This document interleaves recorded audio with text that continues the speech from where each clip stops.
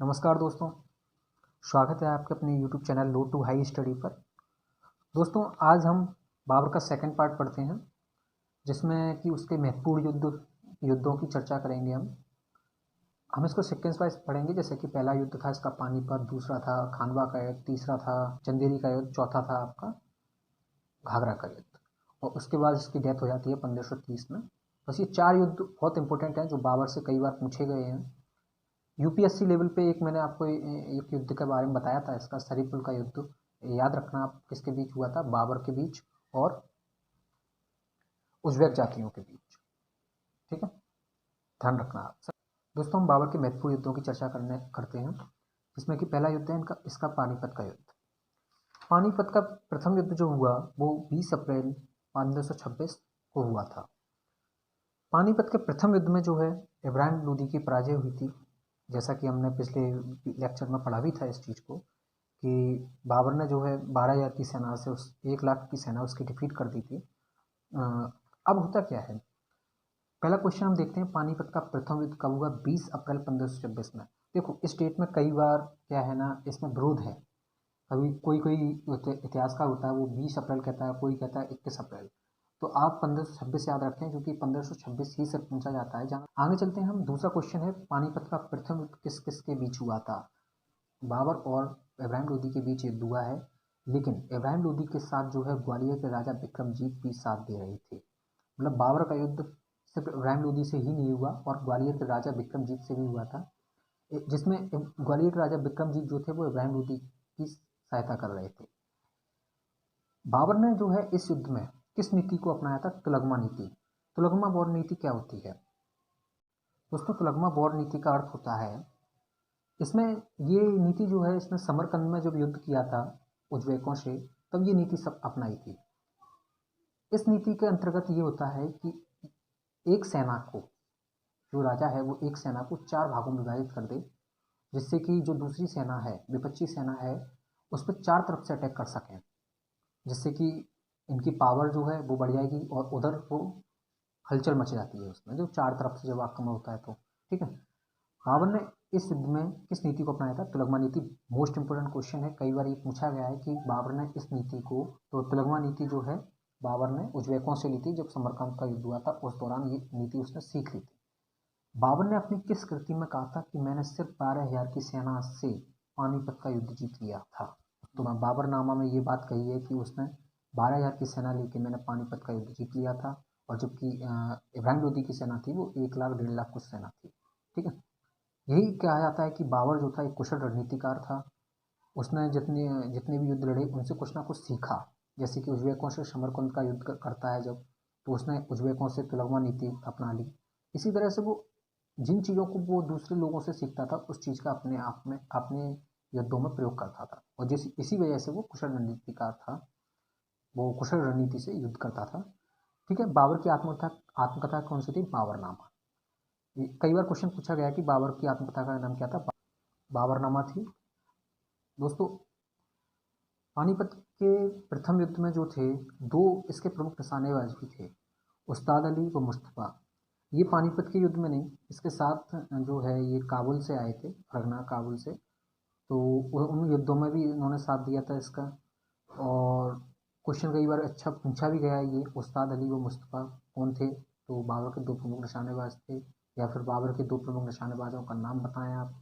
तो ध्यान रखें, इंपॉर्टेंट क्वेश्चन है, आप इसको इग्नोर ना करें। आगे क्वेश्चन देखते हैं कि पानीपत के लूटे हुए धन में बाबर के पुत्र हुमायूं को क्या प्राप्त हुआ था? तो बाबर के पुत्र हुमायूं को जो है कोहिनूर हीरा, जो राजा बिक्रमजीत से छीना था इब्राहिम लोदी ने। इतिहासकारों का मानना है कि इब्राहिम लोदी ने नहीं छीना था बिक्रमजीत से, तो हुमायूं ने छीना था। और कुछ इतिहासकार कहते हैं कि जो है इब्राहिम लोदी ने छीना था ये हीरा, लेकिन कुछ इतिहासकार इस बात पे कहते हैं कि अगर जब बिक्रमजीत से अगर इब्राहिम लोदी ने छीना होता ये हीरा, तो पानीपत के युद्ध में बिक्रमजीत जो है इब्राहिम लोदी की सहायता क्यों करता? इस वजह से कुछ इस पे विवाद चलते हैं, इस वजह से हम इस विवाद में पढ़ेंगे नहीं। हमें इतना क्वेश्चन याद रखना है कि पानीपत के लूटे हुए धन में हुमायूं को क्या प्राप्त हुआ था? कोई नहीं। ठीक है, आगे क्वेश्चन देखते हैं। ये क्वेश्चन इंपोर्टेंट है, 2017 में एसएससी ने पूछा था ये। बाबर की उदारता के कारण उसे कौन सी उपाधि प्राप्त है? तो कलंदर की उपाधि प्राप्त है। कौन सी है? कलंदर की उपाधि। जब बाबर की उदारता, मतलब कि बाबर जो था उदारपन था उसमें, मतलब कि युद्ध जीत लेता था तो अपने सैनिकों को दान में कुछ दे देता था, जो भी लूटा हुआ धन था उसका कुछ हिस्सा अपने सैनिकों में दान कर देता था, तो इसलिए उसे कलंदर की उपाधि उसने ली है। जिस तरह से लाखबख्श की उपाधि कुतुबुद्दीन ऐबक को मिली थी दिल्ली सल्तनत में, हम पढ़ेंगे, उसी तरह बाबर को जो है कलंदर की उपाधि प्राप्त है। आगे देखते हैं खानवा का युद्ध। दोस्तों खानवा का युद्ध जो है कब हुआ था? 16 मार्च 1527 को। और किसके बीच हुआ था? बाबर और राणा सांगा के मध्य होता है ये युद्ध। बाबर और राणा सांगा के ये बीच युद्ध हुआ, ठीक है। इसमें क्या होता है कि बाबर के सैनिकों में जो है, जब पता लगता है बाबर के सैनिकों को कि भाई जब अगला युद्ध है जो वो हम राणा सांगा से लड़ने वाले हैं, तो राणा सांगा की पराक्रम और वीरता की कहानी पूरे मेवाड़ और दिल्ली तक फैली हुई थी, ठीक है। बाबर ने सभी, अब क्या करता है बाबर, बाबर जब उन सैनिकों को देखता है कि सेना में मेरी हलचल मच रही है, तो उसने कहा, तो अपने पक्ष में करने के लिए सबसे पहले तो उसने एक काम किया कि उन्हें जिहाद का नारा दे दिया।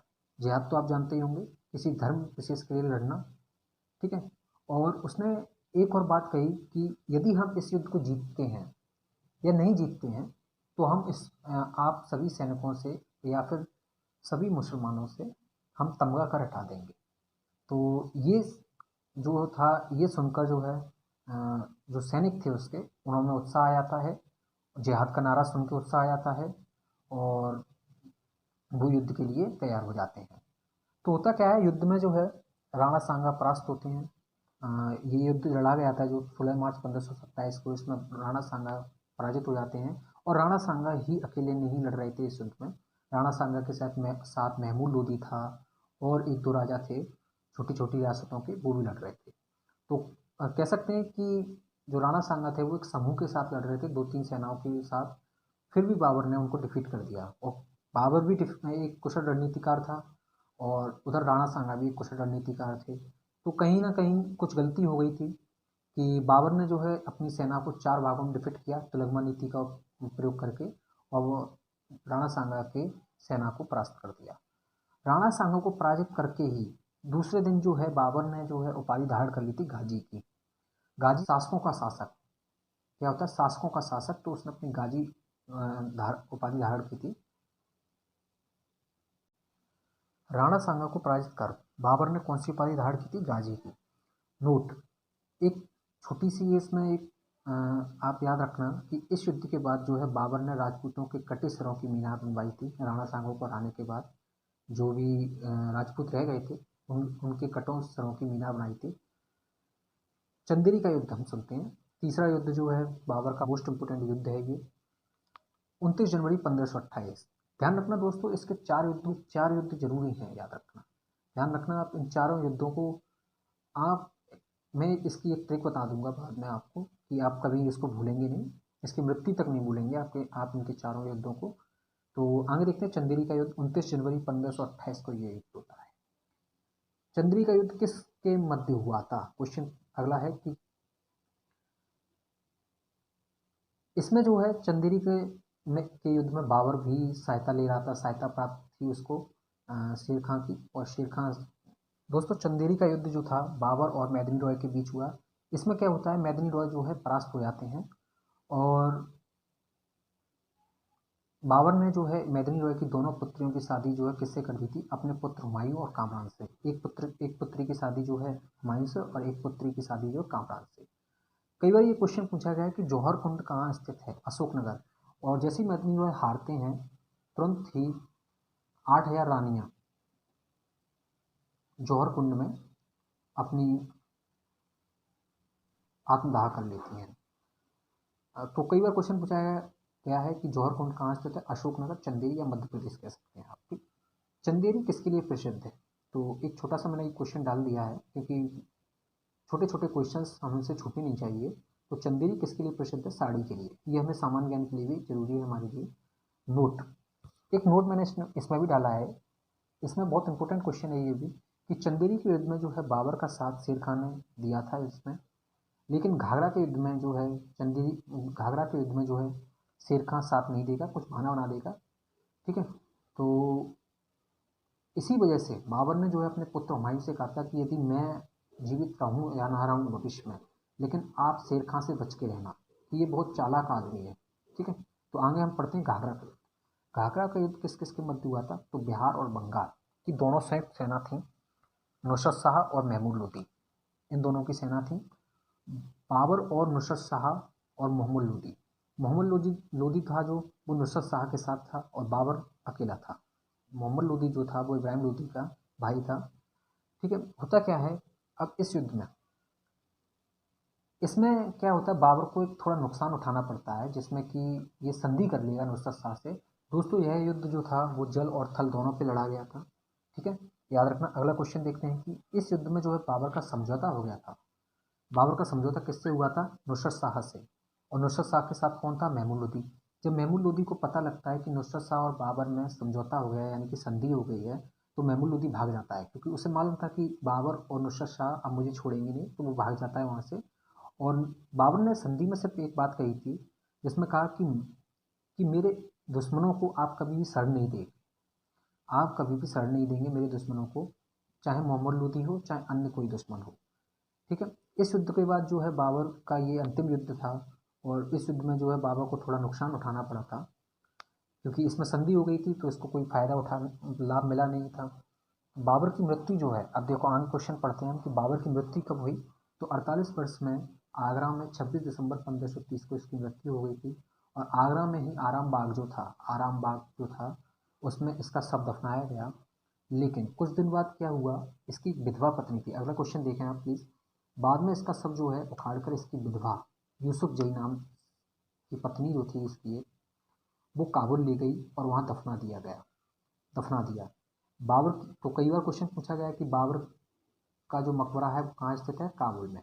ठीक है, याद रखना। मैंने दोस्तों इसको क्वेश्चन लिख नहीं पाया हूँ इसको, तो मैं आपको ऐसे बता देता हूँ। नोट्स अगर आप बना रहे हो तो नोट्स में प्लीज़ लिख लेना इसको, बाबर का मकबरा कहाँ स्थित है? तो काबुल में है। ठीक है, बाबर की आत्मकथा बाबरनामा का फारसी में अनुवाद किसने किया था? मोस्ट इंपोर्टेंट क्वेश्चन है दोस्तों, कई बार ये क्वेश्चन पूछा गया है। अब्दुल रहीम ने किया था। किसने किया था? बाबर की आत्मकथा बाबरनामा का फारसी में अनुवाद किसने किया था? अब्दुल रहीम ने। अगला क्वेश्चन देखते हैं, अब्दुल रहीम कौन थे? ये सबसे पहले मैं आपको बता देता हूँ अब्दुल रहीम कौन थे। अकबर के समय एक संरक्षक था उसका बैरम खां, तो बैरम खां का पुत्र ही था अब्दुल रहीम। ठीक है, अब्दुल रहीम खाने खाना पूरा नाम था, खाने खाना उनकी उपाधि थी जो कि अकबर के द्वारा दी गई थी। ठीक है दोस्तों अगला क्वेश्चन देखते हैं। इतिहासकार लियट, जो इतिहासकार लियट थे, बाबर की तुलना किस अंग्रेज शासक से करते हैं? तो हेनरी चतुर्थ से, क्योंकि कुशल इन दोनों की समान रणनीतियाँ थीं, व्यवस्था चलाना या किसी युद्ध को जीतना, किस तरह से युद्ध की नीति बनाएंगे, दोनों की कुछ ना कुछ समानताएं थी। इसलिए बाबर की तुलना जो है अंग्रेज शासक हेनरी चतुर्थ से करते हैं इतिहासकार लियट।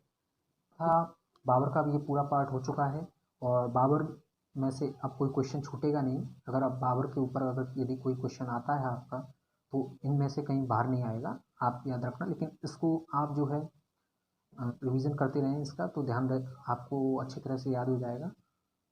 दोस्तों आगे जो है हम बाबर का पुत्र हुमायूं जो है उसके बारे में पढ़ेंगे। हुमायूं के टॉपिक को जो है हम दो भागों में डिवाइड करेंगे, पार्ट 1 और पार्ट 2। ठीक है दोस्तों, इस चैनल को सब्सक्राइब करें प्लीज़, और कमेंट करें और लाइक करें, शेयर करें। अगर कोई भी प्रॉब्लम है तो आप कमेंट के माध्यम से मुझे बता सकते हैं। धन्यवाद।